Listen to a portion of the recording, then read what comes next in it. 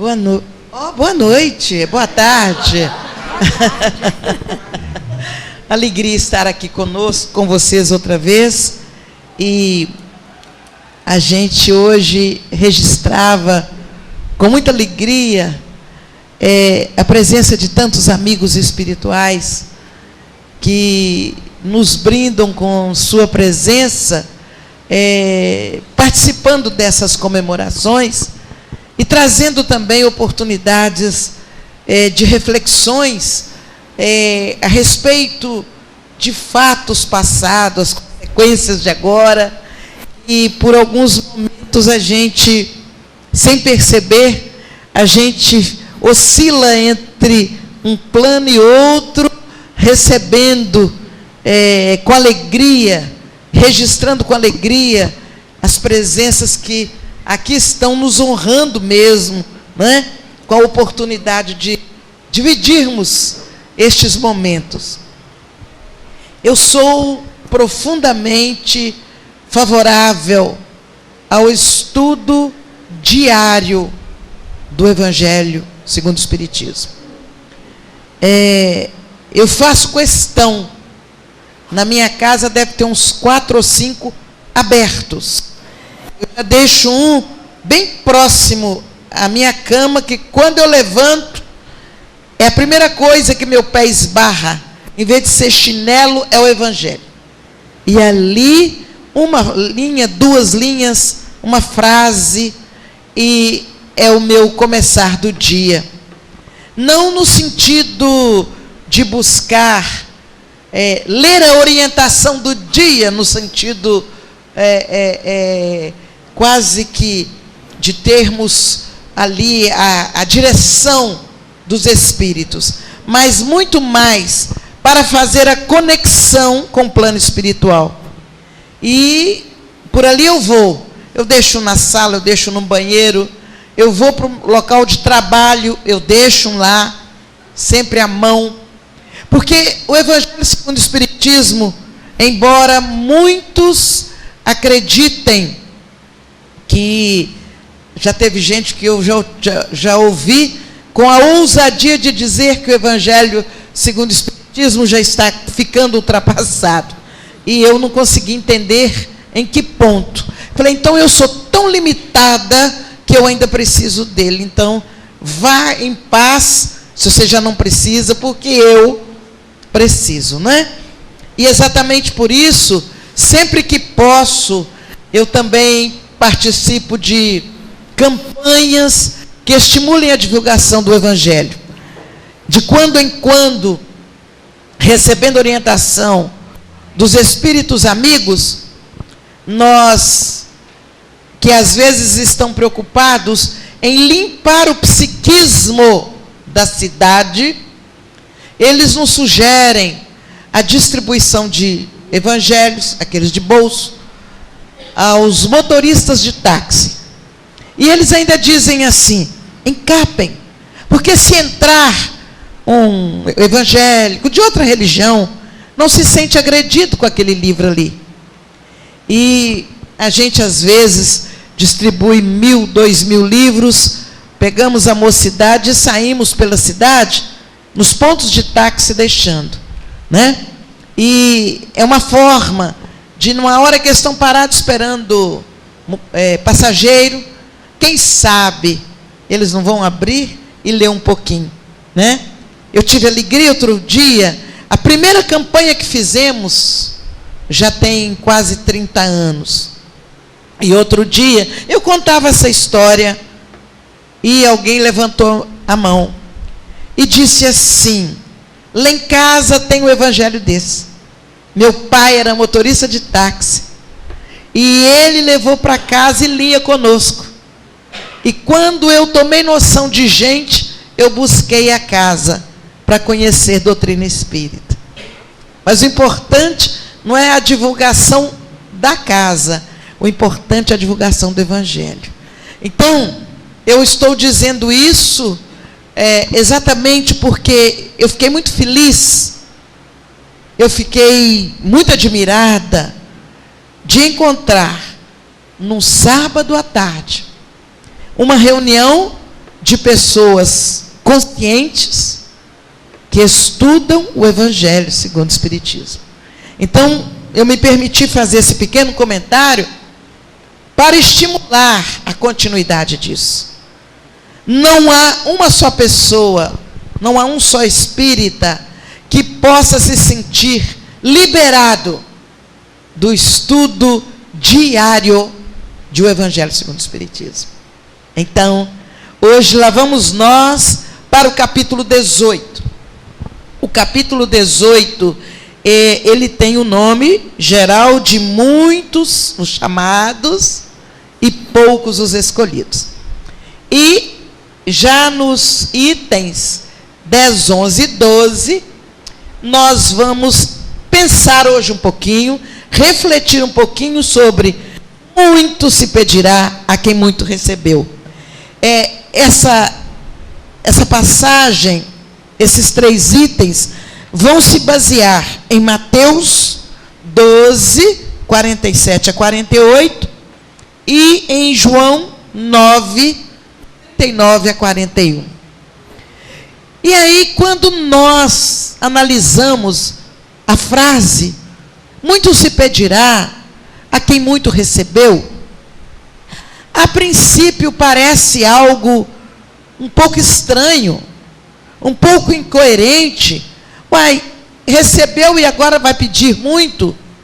Mas será que é lícito pedir muito só porque recebeu muito? Será que a pessoa que recebeu muito pediu para receber mais? São perguntas que, antes de conhecermos a doutrina espírita, nós podemos ser levados a fazer. Mas a doutrina espírita, ela chega nos trazendo a base, nos trazendo o esclarecimento que vai nos permitir entender com clareza essa afirmativa de Jesus. Quando nós buscamos outro livro da obra básica, O Céu e o Inferno, nós vamos encontrar lá um capítulo que chama Código Penal da Vida Futura. Um nome assim esquisito também, né? Código Penal da Vida Futura. Mas, na verdade, o livro O Céu e o Inferno traz para todos nós uma apresentação clara, inquestionável, da justiça divina. E essa frase, muito se pedirá a quem muito recebeu, ela reflete claramente a justiça divina. Mas como é que funciona a justiça divina diante das palavras de Jesus? Jesus, ele com a doçura, com toda aquela vibração de amor, ele nos trouxe um conhecimento profundo da vida, e ele apresenta as leis naturais de uma forma suave, sem puxar muito para a nossa razão, a não ser partindo do coração e nós chegarmos às conclusões. Ele traz frases, ele traz afirmativas, como que vamos esperar que eles amadureçam, e em amadurecendo, eles vão entender melhor tudo aquilo que eu estou dizendo. Na verdade, Jesus não falou apenas para o grupo que estava em torno dele. Jesus falou para o universo. Ele não falou apenas para os encarnados. Ele falou para toda a multidão de espíritos, encarnados e desencarnados, que já estavam prontos para ouvi-lo. Mas não quer dizer que prontos para ouvi-lo, estaríamos nós prontos para entender com clareza tudo o que ele afirmou.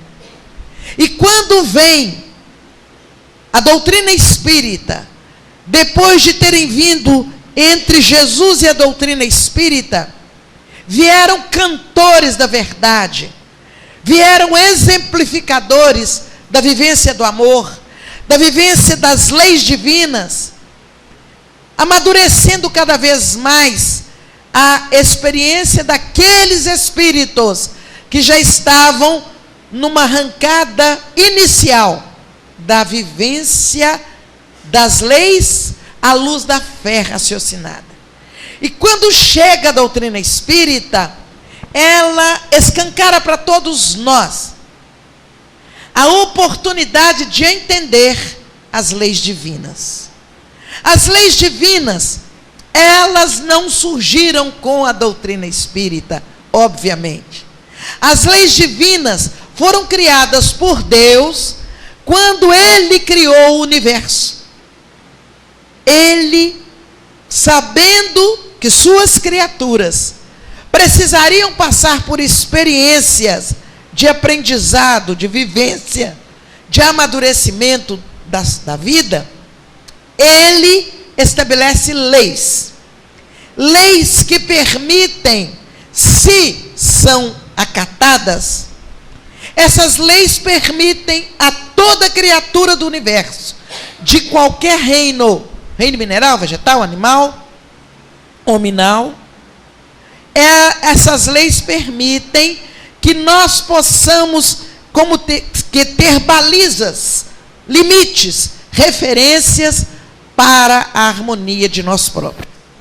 As leis divinas, eu vou pegar a mim como referência. Então, a lei divina, ela foi estabelecida por Deus, para que estou falando eu me referindo a todos, eu crio condições de ter harmonia comigo mesma, para que eu crie condições de ter harmonia com o meu semelhante, para que eu crie condições para ter harmonia em relação à natureza e, principalmente, harmonia em relação a Deus. As leis divinas aí estão, exatamente para nos permitir alcançar um estado de harmonia. E é muito importante que nós vamos ver que Kardec didaticamente divide as leis em dois grandes grupos. As leis divinas físicas, que são aquelas que os cientistas nelas se apoiam para as grandes descobertas, para o desenvolvimento da ciência. Por exemplo, a lei da gravidade, a lei da propagação do som, a lei da propagação da luz, da velocidade. Essas leis, utilizadas rigorosamente pelos cientistas, permitem, por exemplo, que um veículo espacial tenha calculado a hora que chega, onde vai cair, em que momento vai cair. Por aplicação das leis divinas ou naturais físicas.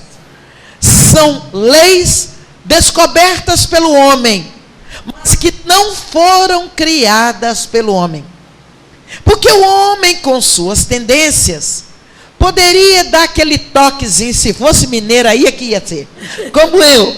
Então, dá aquele toquezinho assim de ajeitar a lei. Dizem os homens, as leis têm nariz de cera, a gente faz assim com ela, faz assim com ela, faz assim, porque as leis têm nariz de cera, as leis divinas não. As leis divinas, na suavidade do amor de Deus, elas estão para todos nós, em todas as condições, em todos os estágios evolutivos. E o outro grande grupo das leis divinas são as leis naturais morais.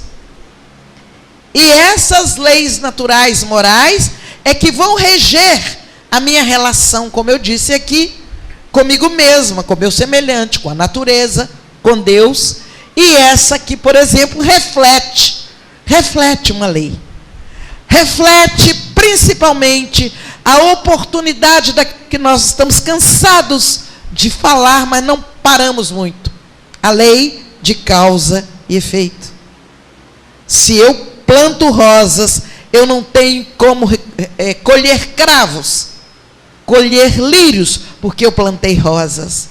Então, se eu recebo muitas sementes, eu vou potencialmente ter uma possibilidade de ter muito mais plantio, porque eu recebi muito mais sementes.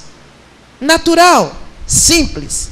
E lá no capítulo do Código Penal da Vida Futura, no livro O Céu e o Inferno, os Espíritos vão nos mostrando a grandeza das leis que consideram atenuantes para as coisas mais pequeninas que possamos fazer.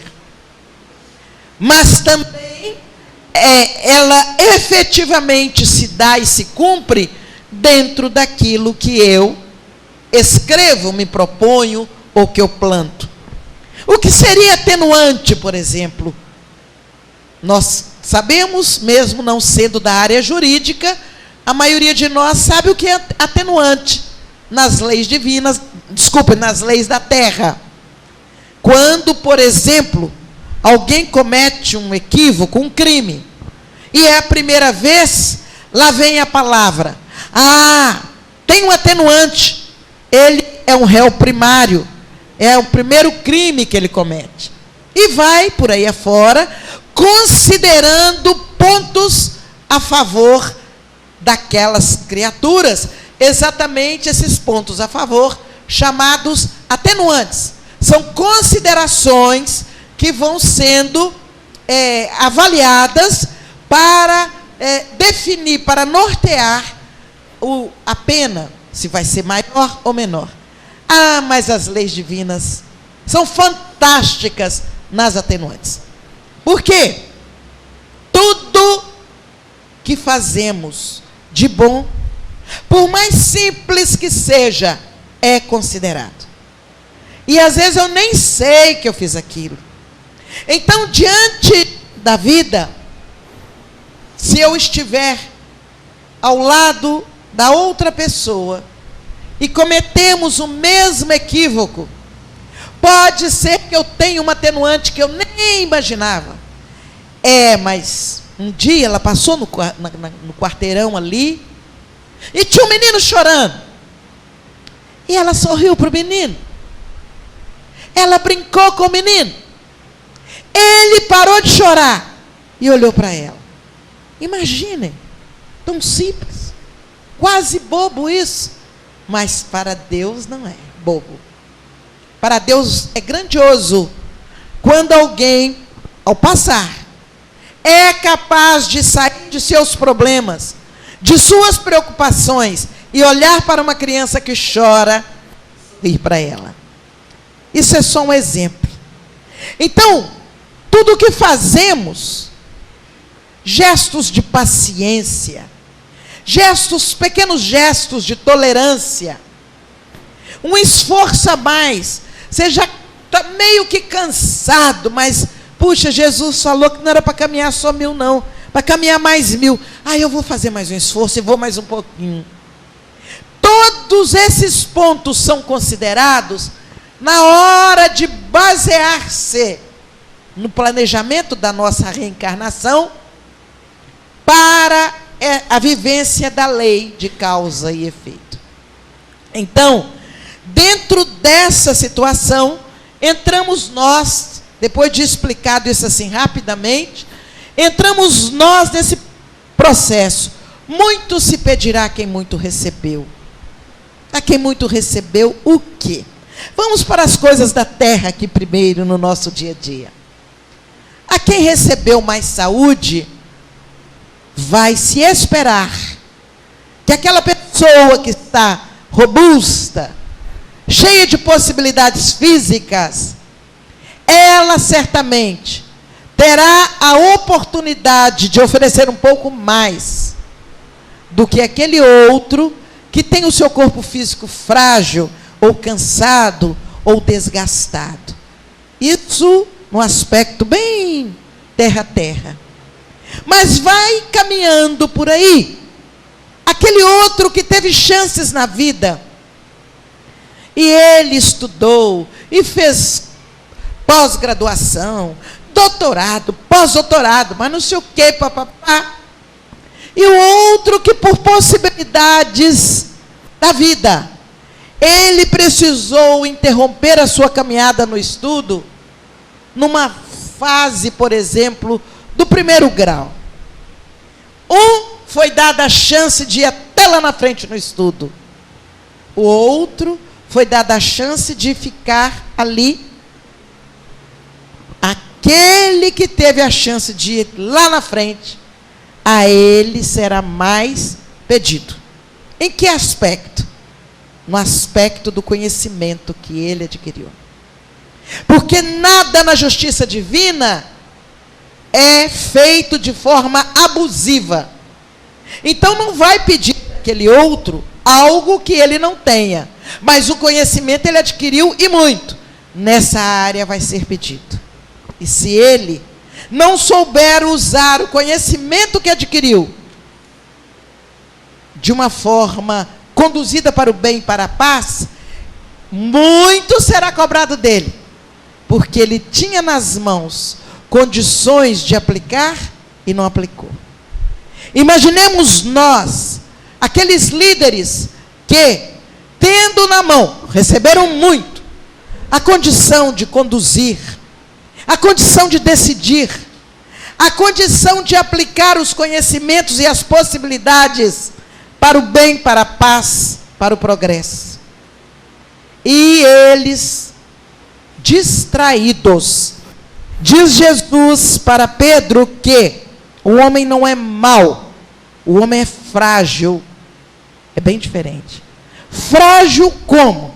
Frágil diante da vaidade, do orgulho, da prepotência, do egoísmo. Então muitos de nossos líderes frágeis, eles perdem a chance de aplicar o muito que receberam. E eles adiam a aplicação disso que receberam. Eles vão prestar contas de forma profunda, proporcional à distração deles, eles vão prestar conta a Deus. E a gente vai caminhando, e nós vamos percebendo que muitas vezes é exigido de nós algumas coisas que a gente pensa assim, puxa, mas eu não mereço passar por isso. É porque às vezes a gente não parou para se analisar na nossa condição. E vamos entrando devagarinho, que eu não posso fazer muita hora não, que ela me deu só 45 minutos, hein? Vamos lá. Não, gente, não é pena não, é disciplina, viu? Porque nós vamos ter alegria de ouvir o coral. Essa é brincadeira minha. É porque eu estou assim, matando as etapas, jogando a informação, deixando vocês refletirem. Eu não estou costurando muito não, para a gente poder chegar onde precisa. Vamos para nós espíritas. Gente, que coisa fantástica. Quando eu não era espírita, me era muito cômodo.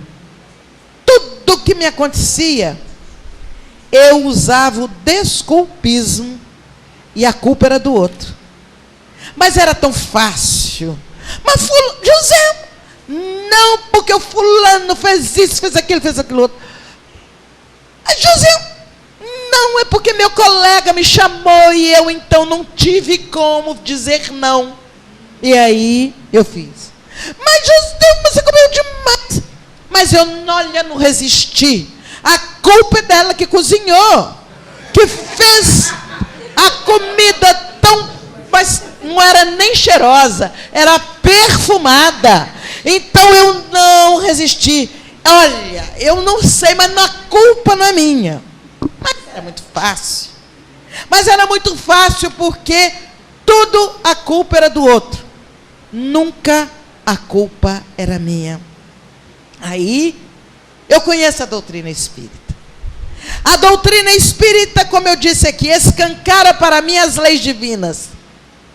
E mostra que eu e somente eu, sou a arquiteta, engenheiro, decoradora e tudo mais da minha vida. Ou seja, eu sou responsável por tudo o que me acontece. Aí vocês vão falar, mas peraí, Você deixa também uma penadinha aí para o outro. Não. O outro pode ter me oferecido a comida que foi. A Joselma, que é comandada por sua mente. O espírito Joselma é que comanda o corpo. Não é o corpo que comanda a Joselma. Aí eu fico de olho no prato. Ai, meu Deus. Como mais ou não como? Não, não como. Porque se eu comer mais, eu posso passar mal. Se eu passar mal, eu vou dar trabalho para os companheiros e ainda vou deixar de cumprir a minha tarefa. Então, eu não como mais. Eu não posso jogar a culpa em quem fez a comida perfumada. Eu não posso jogar a culpa em quem me leva, por exemplo, me desvia para um lugar. Não, eu fui lá porque eu não tive como negar. Você sabe como é que é companheiro de serviço? Eles ficam insistindo, e eu acabei. Ah, é? Eles amarraram uma cordinha em você? E te puxaram pela corda? Não. Foi você quem tomou a posição e optou por aquele caminho. É isso que a doutrina espírita vai ensinando para nós. E aí, tudo que a doutrina espírita me oferece, de oportunidade de refletir, de conhecer, eu não tenho desculpa. Eu tenho que agir, não é passar a ser uma chata não, né? Pelo amor de Deus, pelo contrário, a doutrina espírita nos oferece a oportunidade de sermos felizes, companheiros, de brincar, mas nos limites que a coerência e o bom senso me permite. Então, eu vou passando a ser responsável pela palavra que eu digo. Porque a palavra que eu emito, ela pode estimular, ela pode crescer, ela pode fazer crescer, mas ela pode destruir aquele que ouve por muito tempo. Ele ficar num processo de depressão, de mágoa, de revolta, porque ouviu a minha palavra. Ninguém é culpado da palavra que eu digo. Eu sou responsável. Então eu passo a ser cautelosa, vigilante. E aí eu vou entender Jesus. Vigiai e orai. Primeiro vigiar, porque quem está em estado de vigilância, vigilância não do que o outro está fazendo, vigilância das minhas ações e reações. Quando eu estou em estado de vigilância, eu já estou em estado de oração. E aí Jesus vem, vigiai e orai. Então, na medida que eu passo um filtro na minha boca, pode até ser, porque eu não sou perfeita, e alguma coisa vai, às vezes, agredir, mas vai diminuir e muito a possibilidade disso. Se me foi oferecido conhecimento, se me foi oferecida a oportunidade de estudar, de conviver numa casa que fala sobre o Evangelho, sobre as obras básicas, que me oferece o trabalho que me ajuda a depurar a minha alma, e se eu não aproveito isso, certamente eu vou ser responsabilizada pela minha omissão. E isso pesa. Isso pesa muito, porque ninguém vai sair me cobrando. E aí é que está o grande problema. Ninguém vai sair me cobrando. Você fez isso, porque você deixou de fazer aquilo. É a minha consciência. E por que a minha consciência? A doutrina espírita me diz: as leis divinas estão registradas na nossa consciência. E alguém diz: mas como é que prova? Fácil. Se a gente comete um equívoco, escondido, ninguém, a gente pensa assim, esse foi entre quatro paredes, sem janela, sem som, sem microfone, eu cometi esse equívoco. Vai para casa e dorme, e vê se dorme. Você vira para um lado, você vira para o outro. Ah, não, mas também eu fiz isso porque ele fez. Ah, não, mas... Aí você começa a buscar justificativas. Por quê? A consciência acusa. Há uma questão em um livro dos Espíritos que nos afirma que o mínimo esperado de felicidade que todo mundo, já que a felicidade ampla, ela não existe nessa nossa faixa evolutiva, mas há um mínimo possível a qualquer criatura.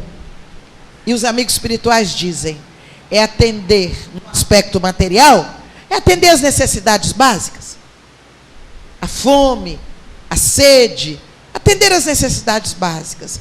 Você, no aspecto material, você, atendendo isso, você se sente feliz. Uma coisa simples. Uma pessoa que está há muito tempo numa cama, com escárias nas costas, de tanto ficar naquela posição. Você chega ali para fazer uma visita e faz um leve na pessoa. Deixa ela de lado e segura por alguns minutos, 10, 15 minutos, aquela posição, segura o corpo dela ali. Ah, que felicidade para ela. O alívio que ela sente, porque foi atendida a sua necessidade física, de sair, de tirar o peso do próprio corpo de sobre suas feridas.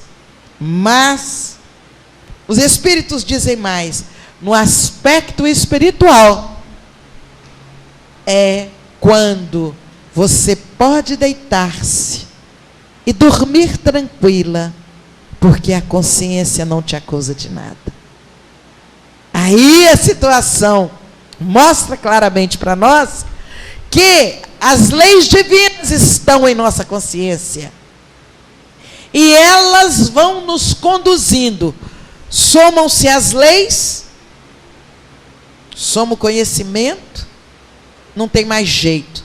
Eu costumo dizer assim, a doutrina espírita escancarada para nós é assim. Imaginemos que aqui todo mundo sabe ler.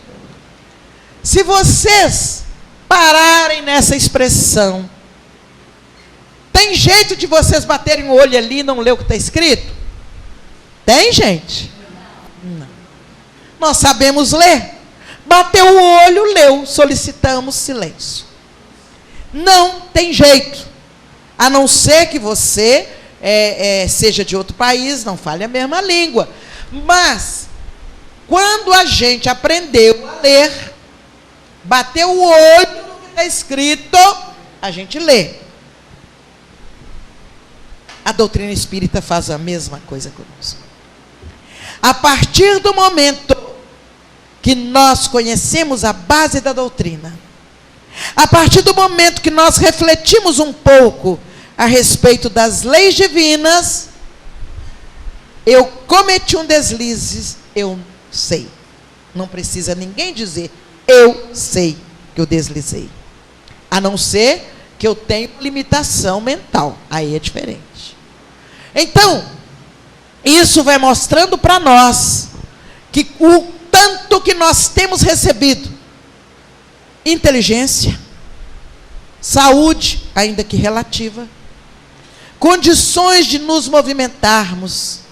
Quantos gostariam de estar aqui e por impedimentos até físicos, estão de lá da casa deles, torcendo para que a gente possa aproveitar este encontro. Então, nós temos muita coisa a nosso favor.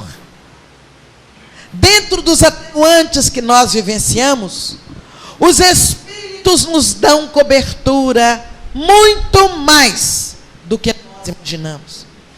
Nós recebemos a proteção antecipada. E a gente é tão distraído que a gente, por exemplo, vai passando algo, cai. Puxa, eu dou sorte. Quase que caiu na minha cabeça. Mas eu dou uma sorte danada, não caiu. A gente não pensa na proteção dos Espíritos. Então, nós precisamos captar com mais clareza a ação dos Espíritos em nosso favor. O que nós recebemos de investimento para que na hora certa a gente possa reproduzir é muito grande. E tudo que nós estamos recebendo, nós vamos ter que oferecer em troca. Não é oferecer, encher o balaio como se fosse de flores. Toma aqui, ó, recebi, toma. Não é isso. É nós incorporarmos o conhecimento e as bênçãos na nossa capacidade, no nosso psiquismo, e na hora certa a gente começar a oferecer em troca. A questão de um mês, eu estava na Parnaíba, Piauí. E já tinha sido bastante difícil chegar, porque o avião mudou o horário, e eu tinha que descer em Teresina e gastar em torno de 5 horas para chegar de carro, para chegar em Parnaíba. E o avião atrasou 2 horas. No ele atrasar, ele complicou a nossa vida de tal forma que eu pedi que telefonasse e falasse: olha, vou tentar chegar, mas de horário, ponha outro no meu lugar. E aí, o motorista, todos os dias eu oro por ele, aquele motorista foi fantástico. Embora eu não estimule vocês a fazer o que ele fez. Então, era 140, 150, 40, 50, 60, 60. E vai. Eu fechei os olhos e disse: Jesus, conduz, porque eu não sei se a gente chega ou se chega encarnado. Então, vai. Aí, quando nós chegamos numa determinada cidade, para. O que foi? Uma carreata na cidade atravessando na nossa frente.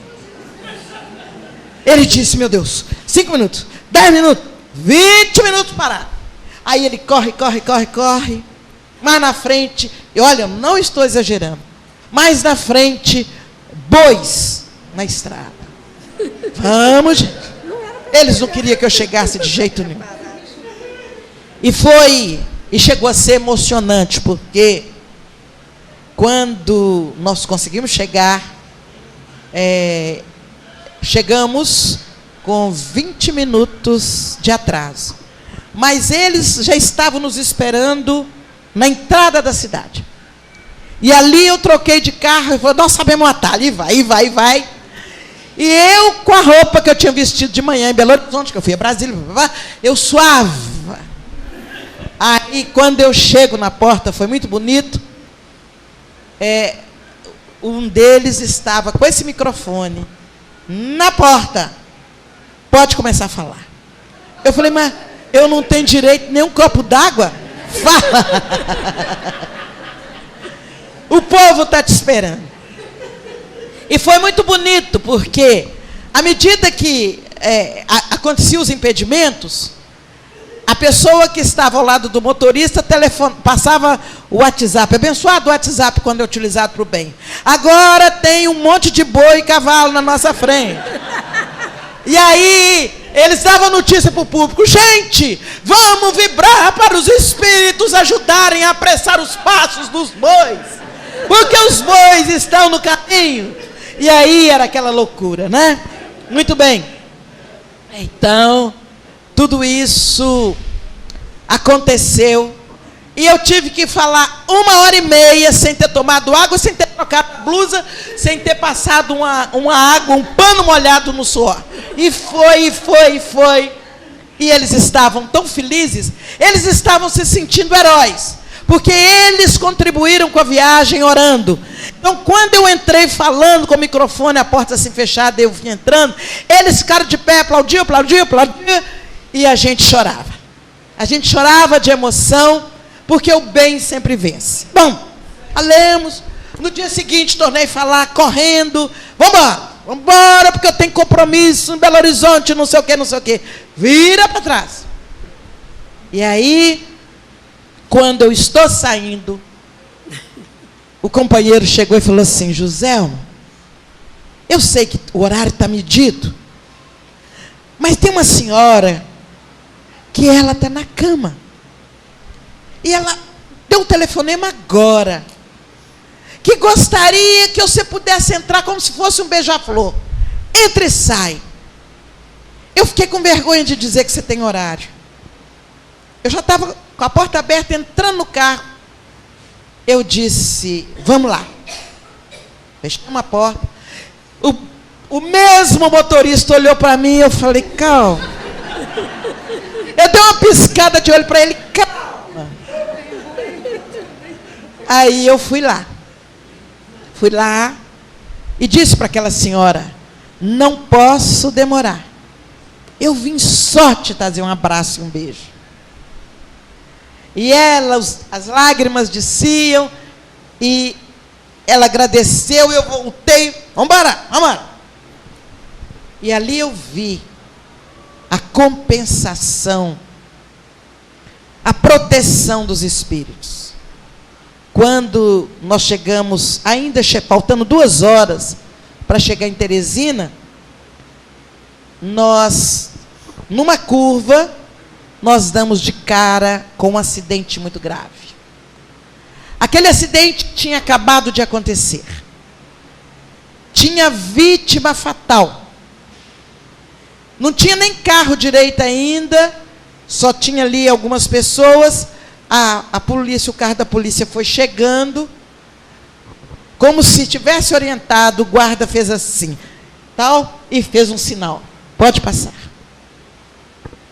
E eu disse para o pessoal do carro, aquele tempo que eu voltei para dar o abraço, que eu dei o beijo, foi o tempo para que esse acidente, eles estavam, não sei o que é que os espíritos, eu não sei o que eu fiz, eu sou tão inocente, mas eu percebi que os espíritos estavam implicando comigo, sabe? Mas os amigos espirituais também, eles, naquele gesto de paciência, foi evitado algo muito grave conosco na estrada. Então, muito será dado, muito será pedido, mas também será dado àquele que muito recebeu e tenta aplicar no seu limite, é claro, da melhor forma possível. Nós aprendemos a importância de olhar para o outro, olho no olho, já sei, o horário está lá e vou parar. Olhar olho no olho. Você é inocente? Olho no olho das pessoas. E deixar que elas sintam a nossa vibração de carinho, de amor, de respeito. É tão simples fazer isso. Mas a gente tem hora que esquece. E a gente se volta para nós mesmos. Como é que eu vou fazer? Eu tenho que fazer. É a hora que eu chegar no serviço, eu vou brigar com ele. Porque ele... E eu esqueço. Eu esqueço de olhar para os lados. Eu esqueço de pensar que eu sou abençoada por Deus. Que eu recebi muito mais do que eu mereço pelo que eu já fiz por lá para trás.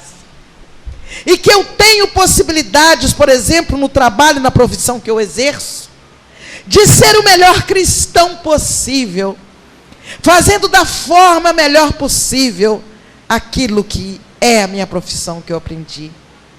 Eu tenho condições de, na minha casa, chegar e olhar para os meus familiares e deixar que, embora cansada eu esteja, que eles percebam pelo meu olhar que eu os amo.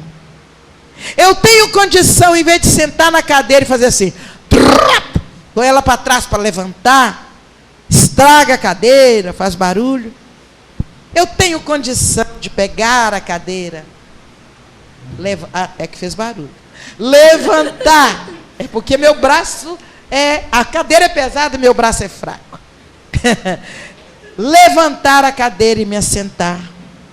Se eu vou à geladeira, tomo o último copo de água fresca, eu tenho o compromisso de voltar a repor aquela água, para que o próximo que chegue encontre a oportunidade também de se refrescar. Coisinhas tão simples, tão banais aparentemente, mas que representam para todos nós aplicar aquilo que estamos recebendo a mão cheias, aplicar aquilo que nos é oferecido por Deus nas oportunidades do nosso dia a dia. Muito se pedirá a quem muito recebeu. Não pensemos que é pedido de castigo. Ai, meu Deus, o obsessor vai me cercar ali na porta porque eu recebi. Ai, não. O obsessor respeita aquele que ama. Se nós conseguirmos começar a amar, a olhar para as pessoas com amor, tenhamos a certeza, estaremos criando uma blindagem em torno de nós, luminosa, que cada vez mais vai ficar mais difícil a agressão a todos nós. O tempo encerrou. Peço desculpa por ter invadido aí, né? Mas fica para todos nós o convite. Temos recebido muito. Somos arquimilionários e não sabemos das bênçãos divinas. Comecemos, não esperemos que a vida nos peça a devolução disso. Que nós, por amor, comecemos a oferecer do muito que temos recebido, pelo menos um pouquinho, se a gente for egoísta, quiser guardar muito para a gente, que a gente comece a oferecer ao menos um pouquinho para aqueles que sofrem mais do que nós, para aqueles que ainda não conhecem Jesus. Que Deus nos abençoe e paz para nós.